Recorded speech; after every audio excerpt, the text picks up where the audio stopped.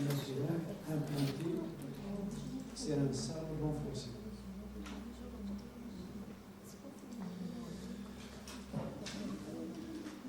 Monsieur le Président, chers collègues, salam alaikum. La présentation intitulée Étude de l'effet d'interférence sur la capacité portante de 2 semaines filante implantée sur un sable renforcé.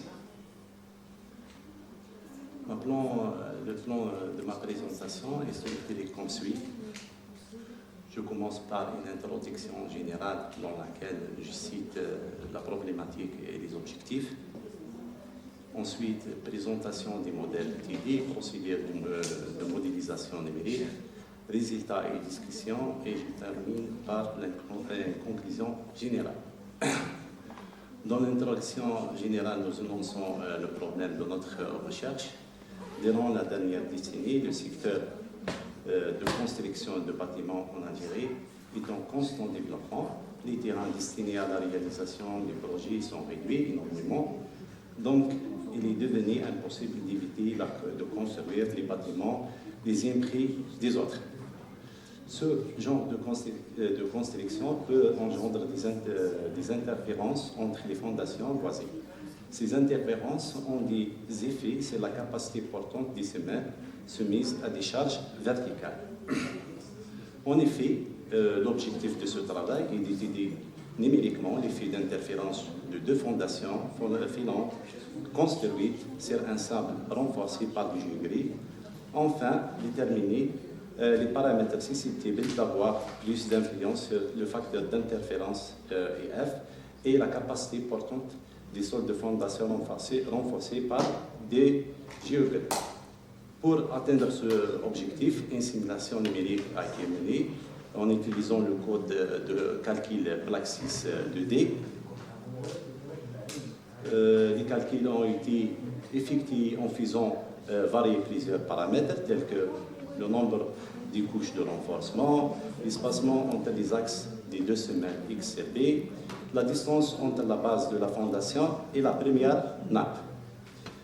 Le dernier paramètre, c'est l'angle de frottement. Tout ça pour déterminer l'influence de ces paramètres sur le comportement des 2 semelles filantes. Notre modèle numérique, c'est un modèle plan 2D de longueur de 15 mètres de largeur sur 10 mètres de profondeur. On utilise un élément triangulaire de 15 nœuds. Un raffinement des maillages dans les zones, au voisinage des semelles et géogris. Les conditions en limite sont choisies par défaut. Les propriétés de la couche de son sont résumées dans le tableau ci-contre.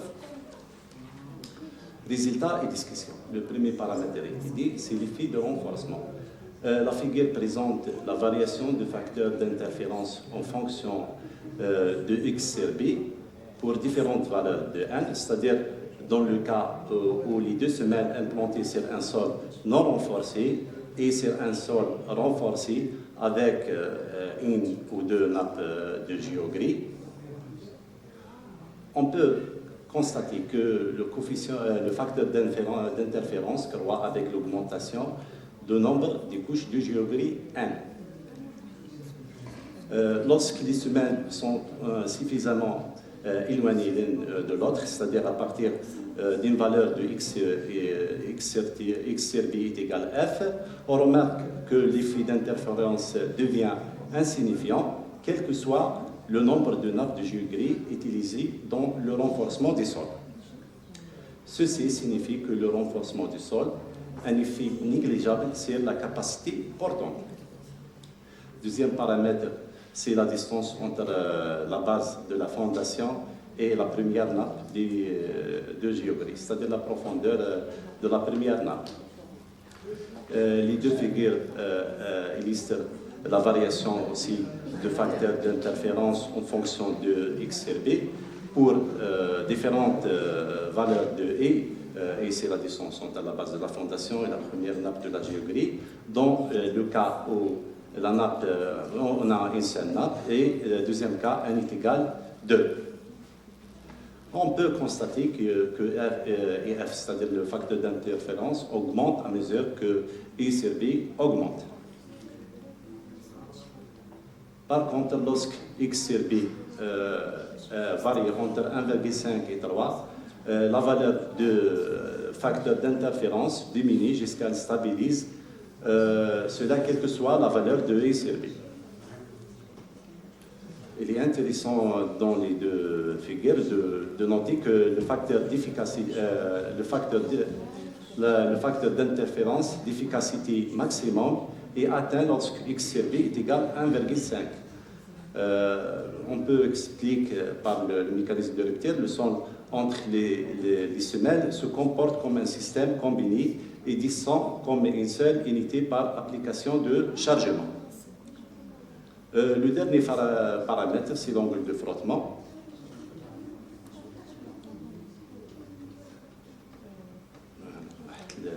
La figure. Essentiel de la figure. Ici, on peut diviser l'arrière de la figure en 3 zones. La première zone, lorsque l'espacement entre les deux semaines inférieur de 1,5. La deuxième zone, c'est lorsque X sur B varie entre 1,5 et 3. Et la dernière, au-delà de X sur B est égal à 4. Dans le premier cas, on peut observer que l'augmentation d'angle de frottement entraîne l'augmentation du facteur d'interférence. Dans le deuxième cas, la valeur de la capacité portante diminue de façon presque linéaire pour tous les courbes tracées.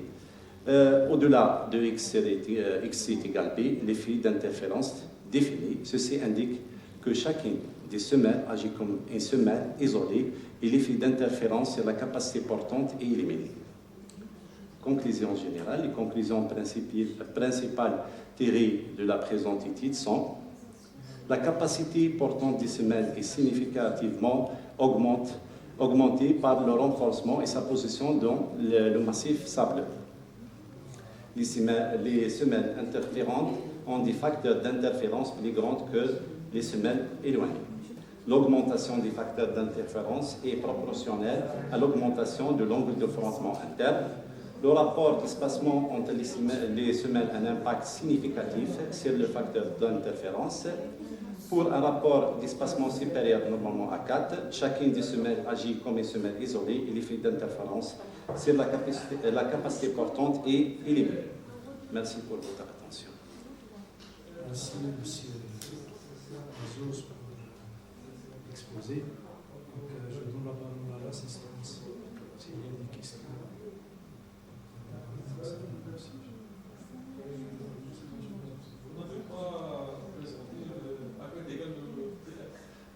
Égale la capacité portante d'une semelle interférente, c'est la capacité portante d'une semelle isolée.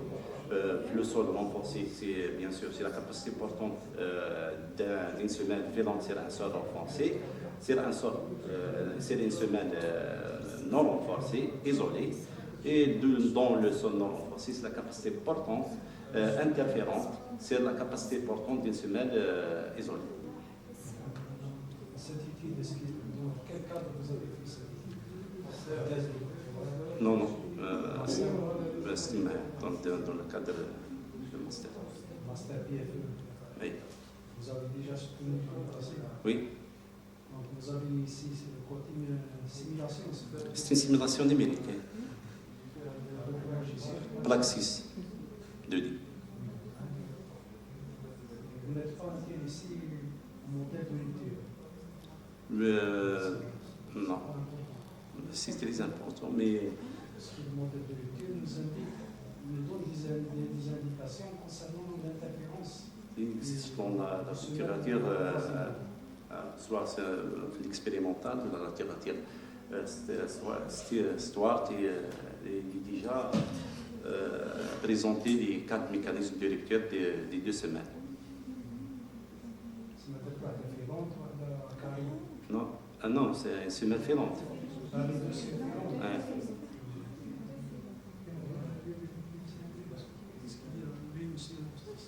Merci, M. le Président. Je vais remercier M. Azos.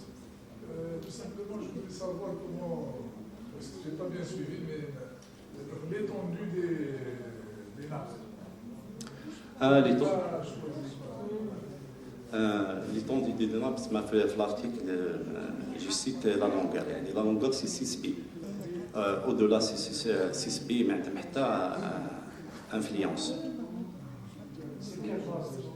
C'est des études des chercheurs expérimentaux. Voilà.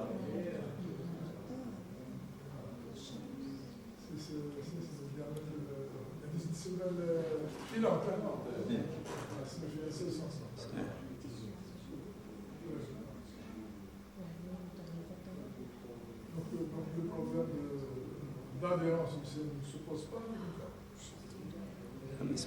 Le problème d'adhérence, est-ce que vous l'avez étudié ou non? On a intéressé d'étudier l'influence des 4 paramètres برك ما دخلناش في لي ديتاي اخرين سيرتو ان بروجي تاع ماستر كالبالك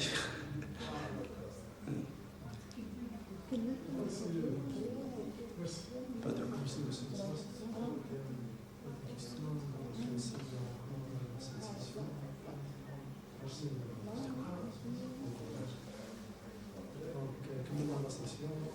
بارك الله فيك. Merci, monsieur le Président.